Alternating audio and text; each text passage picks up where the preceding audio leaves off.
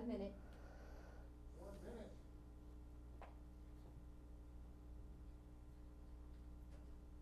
Get that stomp clock ready.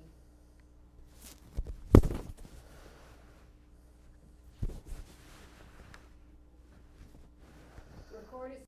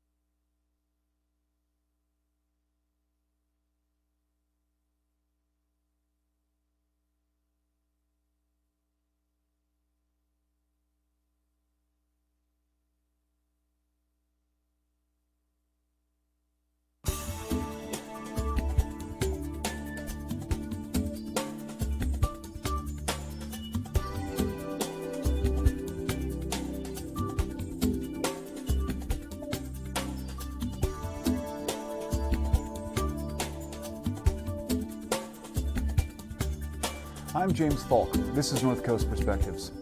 This week in Humboldt County, we lost 2 people to the ongoing coronavirus epidemic. These are the first 2 deaths we've experienced to this disease, and these particular cases emerged in a familiar setting for the saddest COVID stories. Alder Bay Assisted Living has become a hotspot for Humboldt County COVID infections. Later tonight, we'll discuss steps the county has taken to contain this outbreak and how the state is mobilized to help. We'll also hear from county officials on what impact, if any, the increased case count and recent deaths will have on plans for reopening Humboldt County for business. Here are this week's numbers. Humboldt County has had a total of 88 confirmed cases, 66 of whom have fully recovered. Of these patients, 11 had to be hospitalized, 2 have died. By far, the most common source for local infections has been simple contact. The other most common mode of transmission is travel. People leave the area, get infected, then return to Humboldt County.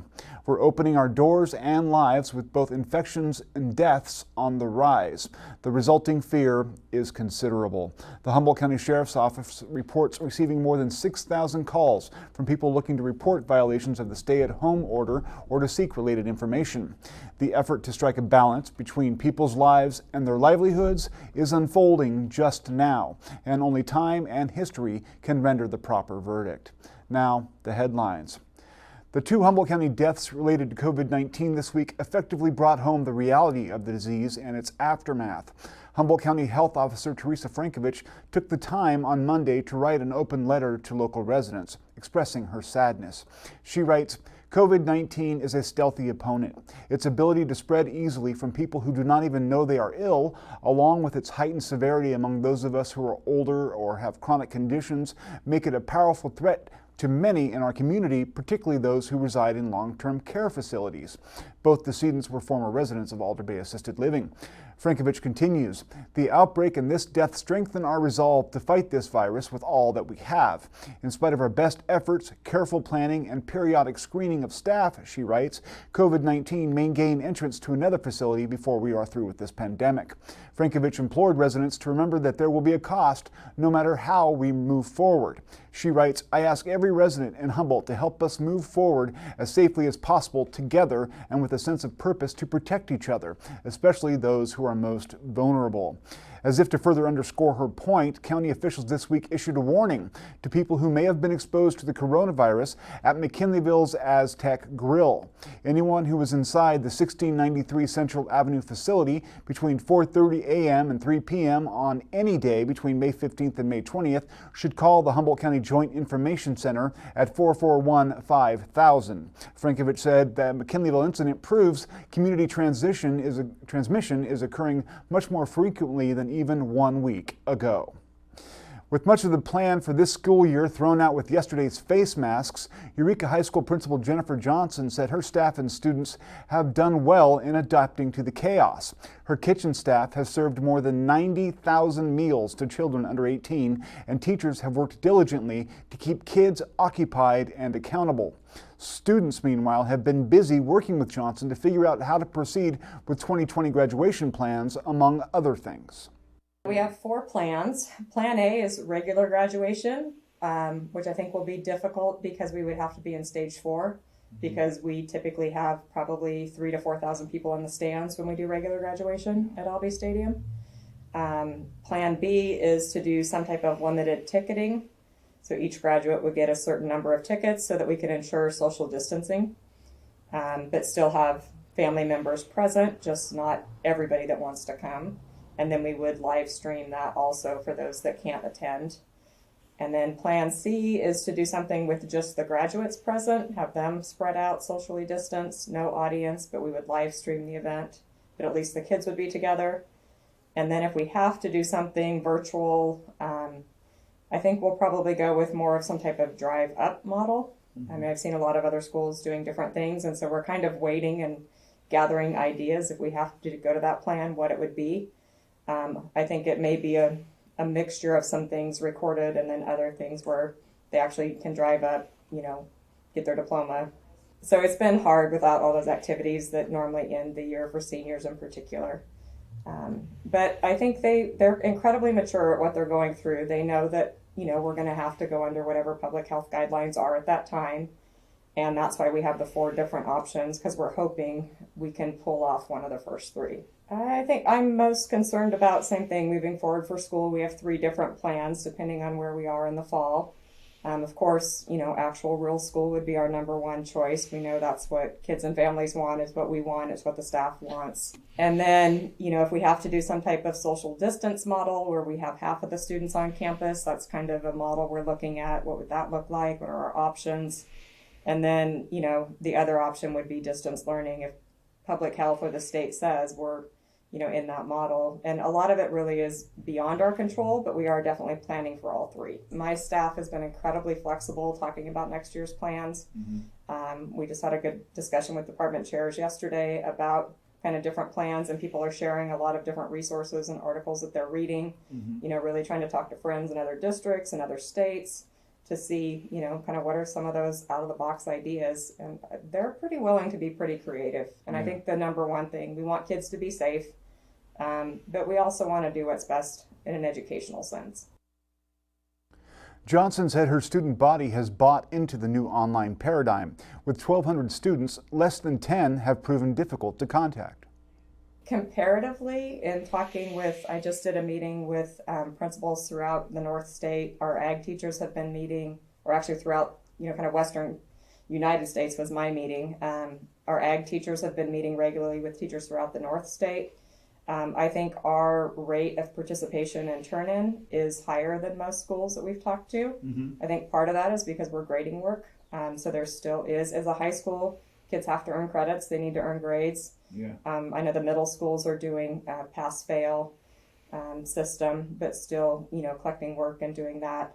So I think for us, that has helped. And the students, and we also, our counseling team has done a phenomenal job. We've reassigned 3 classified staff to work with each counselor to reach out to students. And so they're really constantly running grade reports and looking, or teachers are calling and saying, hey, this kid hasn't checked in this week, and then sending the counseling staff to go track down what's happening. We've been able to connect a lot of families and students with services in the community, whether it's through the Family Resource Center or other community resources. We've given out a lot of Chromebooks and hotspots, just trying to make it, so we can break down any of those barriers and get access for students that need access. I just saw our list yesterday, and there were, I think, 9 students on the list, and of those 9, 5 of those students were kids that we already had taken through the attendance review board when they were in school. So they were already struggling with attendance as an issue in school. So I think our staff's done a phenomenal job reaching out and trying to track students down. Despite the best efforts of students and faculty, next year promises to be a challenging year for local schools financially. According to a Time Standard report, Eureka City Schools will take a $2.5 to $3 million whack to its budget next year thanks to the newest proposed state spending plan from Governor Gavin Newsom. Additional cuts will be announced as the budget process unfolds. More reductions are a virtual certainty if the federal government doesn't contribute to filling the state's budget shortfall. North Coast Democratic Congressman Jared Huffman held online office hours this week on Facebook, where he took questions from constituents and continued his advocacy of the HEROES Act. The bill, passed by the House last week, still needs Senate approval and a presidential signature. We know that this pandemic will be with us in November when we're trying to have a national election. So we want to give states the support they need to do what California has done, to make available for every voter the option to vote safely at home using the mail-in ballot. And that only works if you have a post office that's still open and functioning. So the last piece I'll mention in the HEROES Act is support for the Postal Service without any trapdoors or policy hijacking that we've seen proposed from President Trump, where he wants to kind of get back at Jeff Bezos by jacking up package delivery fees at the Postal Service. We need to support the Postal Service, and this bill does that. We think we've advanced the conversation, and I think we've put some pressure, frankly, on the Senate, on the administration. When they say we need to take a pause and just let things play out, well, we're saying we disagree. We see an immediate, urgent crisis. Huffman said that recent changes to House of Representatives rules will allow for Congress to take more of a hand in managing the current pandemic. We changed the rules of the House. I've been pushing this for a long time, recognizing that we'll probably be under the cloud of this pandemic for quite some time. It's time to modernize. It's time to allow remote participation by way of video and hearings so we can get Congress back on the field. It was not easy to get the ossified institution of the House of Representatives to change its rules and to do what everyone else around the world is finding ways to do, to adapt to these difficult realities. But we did it, and we will soon start to see more oversight and more legislative function because we modified those rules. Protesters gathered outside the Humboldt County Courthouse today to demand freedom from what they claim are overzealous health restrictions. Roughly 24 people waved signs and flags, while passers-by in their cars and trucks either honked their horn in support or offered obscene gestures to those who gathered. This is house arrest. It's like they say, people are locked in their houses. There's no reason why. I mean, I go to Costco, I go to stores. I mean, how can you say that you can't open up a small business which can actually do a better job, especially the fact that they shut down the gym, who actually knows everybody going in and out. He was going to have everything sprayed down, spray bottle per person. They don't even spray the carts at Costco anymore like they did before. They don't care. They had the lines trying to do it. Now they just let everybody in. It's the same exact thing. So if you could do it in other big stores where they all the elites own and make money, you can definitely have a small mom and pop's operation run. So I'm done. I'm done with all of it. It's all, if they say it's not political, this is political as hell. Oh, I know COVID's real. I'm not gonna. I have a father-in-law that I believe that had it, so, and he just got out of the hospital. He's had problems for the last month and a half. They said it was just septic pneumonia. This. They don't. And there's a lot of things we don't need to get into about it, but they don't care and they want it to spread. Teresa Frankovich, Humboldt County health officer, said state health officials are on the ground helping to contain the Alder Bay outbreak. She added that the deaths will not deter plans to reopen area businesses. We obviously have an outbreak at the Alder Bay facility, and again, as we've talked about, it is these, in particular, assisted living facilities are challenging for these outbreaks. We've been in contact with the California Department of Public Health since the beginning of these cases in the facility, and we actually have had them on ground here for a few days now, also sort of assisting with the facility and assisting local efforts with it. So that's been of great help. Certainly they're familiar with this process as we've been seeing this in facilities across the state. No single piece of data dictates us moving forward. And you know, the deaths are obviously difficult for us and sobering as we move forward. But you know, in terms of our local situation, we need to take in the full context of what's going on in the community. Do we have hospital capacity? Do we have contact investigation capacity? What do our other epidemiologic numbers look like? All of those are taken into account when we go forward. So again, as much as we regret these, it doesn't necessarily change the trajectory of what we're doing going forward. Thanks for joining us this evening. We'll be back after this message from KEAT Executive Director David Gordon.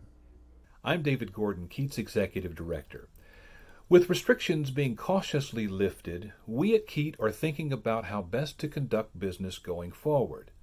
While Keat's offices are not yet open to the public, we are working on submitting our certification to the county for approval, and once that happens, we will be able to let you know how we are proceeding. Whatever the routine turns out to be, it will be designed to keep you and the Keat staff safe. While we wait to reopen to the public, our work continues. American Portrait is a national storytelling project, and one part of it is turning the real-life stories you submit into a groundbreaking documentary TV series. PBS is looking for 300 stories from the communities Keat serves for their new series, and I encourage you to submit your own story. Go to keat.org for more details. So, please stay safe, stay informed, and tell your story. This is North Coast Perspectives. Humboldt County Sheriff William Honsal discouraged outsiders from visiting Humboldt County this Memorial Day weekend, but insisted locals could enjoy the outdoors and get some sun if they socially distance themselves appropriately. We are going to get the 6,000th call today, so we've been very, very busy. I think last Monday was probably our busiest day. We received hundreds of phone calls. And so we're still receiving the phone calls at 441-5000. If anyone has questions about the shelter-in-place order, if they have concerns, they want to report, do a tip, have questions about businesses, call that number and we will refer you or answer your question. So we are always there. We're working, Monday through Saturday, taking Sundays off. Saturday hours are going to be 10 to 5. We're actually working Monday 10 to 5 as well. And so people do have the opportunity to call, ask questions, and inquire. What's happening. I do want to add one thing that we are certifying businesses. There's been over 700 businesses that have submitted applications, and we have close to I think it's near 400 businesses that are actually approved and being certified or have been certified. So they have that certificates out there that says that they are compliant with our public health officer's order. They have a stamp from OSHA, California Department of Public Health, and the County of Humboldt that they can post on their doors. And so we're encouraging people, as you go out shopping in retail, you look for those notices that say that these businesses are compliant. We will be publishing that list, I believe, tomorrow by Friday. Of all the compliant retail businesses throughout the county. So you can, if you're concerned about it, you can go on our website, humboldtgov.org, look at the compliant businesses and shop at those compliant businesses because you know that they've gone through that series of checklists. Their employees are properly trained. We know that there's going to be disinfectant protocols, physical distancing, and everything that's in place for their business to be open. Honsal also discussed the upcoming harvest season and the risk posed by migrant trimmers during the season. The big threat here is having travelers come, trimmigrants come in from all parts of the world. That's been really what's been happening over the last 20 plus years.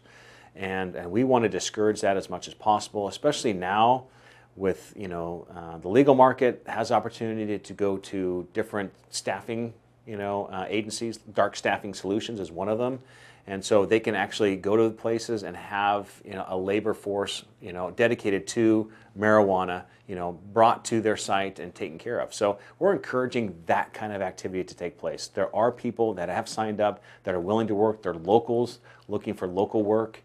So please utilize the local workforce. That's the way we're going to get back our economy on our feet anyway. The people that are coming in from out of town, they're just going to take the money and run. Okay, so employ local people, and then also it ensures that, again, we're not going to bring something in from out of the area. After these messages, we'll be right back.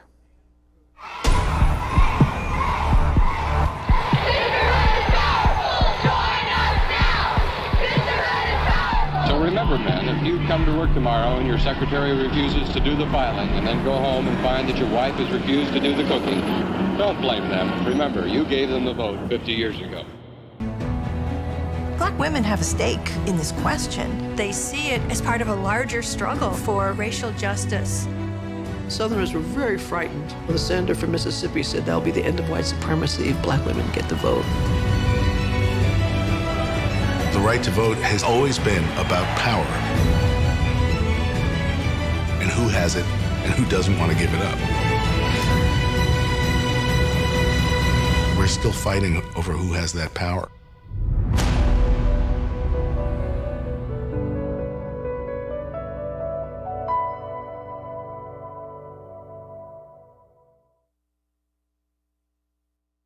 This is North Coast Perspectives. In her weekly address to city residents, Eureka Mayor Susan Seaman described how Eureka has been proactive in keeping children fed during this crisis. This week, many of my discussions have been around food safety and security, including the challenges, resources, and the importance of making sure everyone has access to fresh food every day. We have a lot of great organizations working hard towards this goal, and today I'd like to highlight and congratulate Eureka City Schools, who've been distributing meals to any child under the age of 18 in the greater Eureka area. This is not just limited to Eureka City School students. This week, with school buses making regular deliveries to pickup sites, they delivered their 90,000th meal. Nice work, Eureka City Schools, and I'm happy to say this program will continue through summer as well. I also want you to know that if you have a child who qualifies for school lunches, your family is eligible to receive a pandemic EBT card, a supplemental $365 per child. For families who receive other benefits like CalFresh or Medi-Cal, this will automatically come to you as a separate card. If your child qualifies for school lunch but you do not receive other benefits, you can still request the card by June 30th. For more information about the program, visit ca.p-ebt.org/info. If you were laid off from work and had a reduction in work hours, or you can't work because of COVID-19 and you're facing financial hardship, the Smart Business Resource Center has COVID-19 related financial assistance to help you with your expenses. You can call 530-245-1530 to get more information and to see if you qualify for hardship funding. Executive Director Libby Maynard of the Ink People spent time with Keep producer David Thompson this week and described how artists have been hammered by the economic fallout from COVID-19. Recent changes in unemployment rules haven't been a whole lot of help, she said. So we're in touch with a lot of artists, and immediately we started to hear just cries of despair because, and it was even surprising to me, how many artists were making a living, not only performers doing gigs, but also giving classes, doing workshops, teaching in the schools. So all these people just lost all their income all of a sudden. But still, we're in this crisis, and artists still are having trouble, even though supposedly contract workers and gig workers were, self-employed and were able to apply for unemployment. I haven't really heard of anybody who's been successful doing that as an independent artist. And in one sense, the world's going to be different. And in a lot of ways, I'm hoping that it'll be different, that we'll have better thought about the environment and about how we keep our schedules and what we do and what's important to us in our lives. So, that's the other thing that I'm really thinking about now, besides helping artists immediately, is how can we help make it a better world when we all can get together again. If there's one thing I could do, it would be to change that genetic predisposition to distrusting the other. We'll be back in 1 minute after this promotional video about trailblazing women in the arts.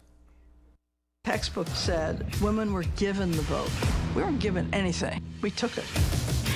Celebrating the 100th anniversary of women's right to vote. Bam! PBS presents a summer of trailblazing women. I won! I was born to shake things up. You better come up with Seaman. Women are breaking away from traditional expectations. We are never turning back. How powerful is that? Only on PBS and the PBS video app. She was a mother, an editor, and a writer. Meet the beloved Nobel Prize-winning writer Toni Morrison. For me, the history of Black people is so beautiful. They're reading Toni Morrison to find out what it is to be human. Paradise was banned from the prison because it might incite a riot.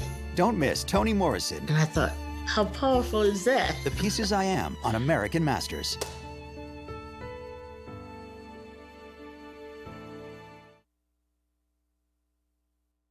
Once again, thanks for joining us. This is North Coast Perspectives, and I'm James Faulk.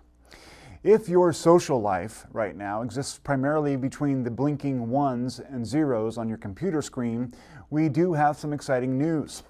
Club Triangle and Del Arte International have partnered to present the Feel Good Festival, a cross-platform social media event. Drag artists, clowns, visual artists, poets, makeup connoisseurs, storytelling raconteurs, and everyone else can contribute to the event by sharing short videos or photographs that express how they're managing in these times of crisis. The event will be held on Friday, May 29th, starting at noon and continuing throughout the day. Follow the Instagram and Facebook feeds of both organizations for more information. In this age of COVID, many are realizing the importance of locally sourced food and other resources. KEAT Director Charity Gorella, in her recent visit to DeepSeeded Farms, spoke to people on the importance of good food for good life.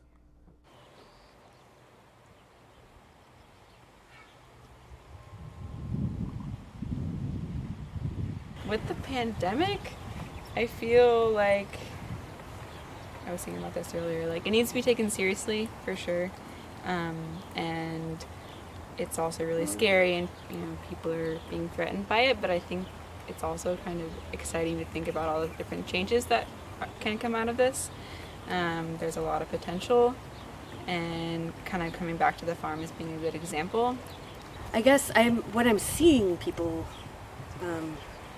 realize now is that people are realizing how important like growing food actually is. And like when I was a kid, my food came from the grocery store and I didn't get to like see who grew it and learn where it actually came from. So that's really nice. But I think that the pandemic is bringing a lot of people together in ways that they never have before, and like showing a lot of the inequality, and people who have never experienced that kind of hardship are finally realizing, hey, life is hard for some people.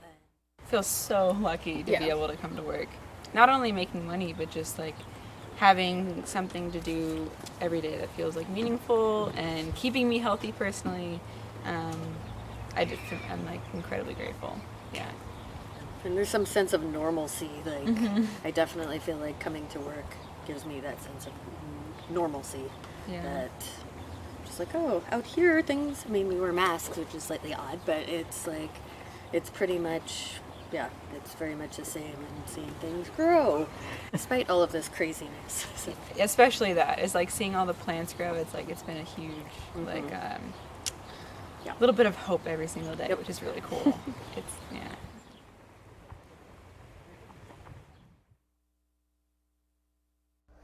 We're fresh out of time for tonight. Thanks again for joining us.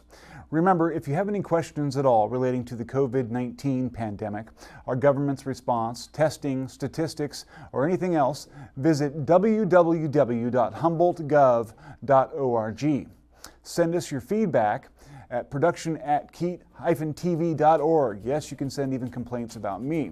And remember, we're still accepting viewer videos on silver linings in this COVID quarantine. We'd really like to hear your stories and see your families on television, so if you get time and you have them, please send them along. 60 seconds or less, and we can make you famous, locally famous. So remember, stay tuned, stay informed, stay healthy. Good night.